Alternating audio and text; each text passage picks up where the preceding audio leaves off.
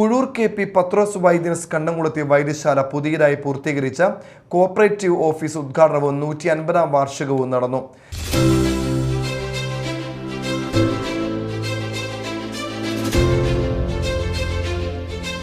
ഇരിങ്ങാലക്കുട രൂപതാ മെത്രാൻമാർ poly Kannookadan ആശീർവാദവും office ഉദ്ഘാടനവും നിർവഹിച്ചു.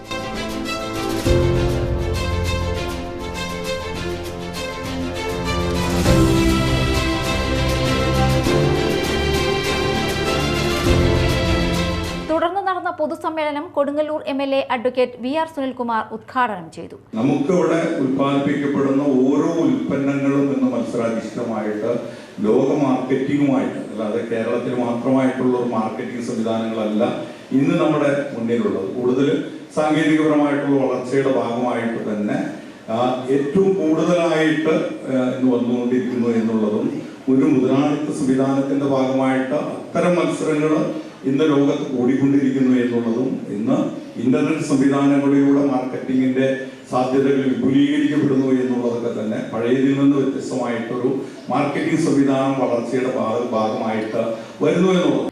കണ്ടംകുളത്തി വൈദ്യശാല മാനേജിംഗ് ഡയറക്ടർ വിൽസൺ കണ്ടംകുളത്തി അധ്യക്ഷത വഹിച്ചു.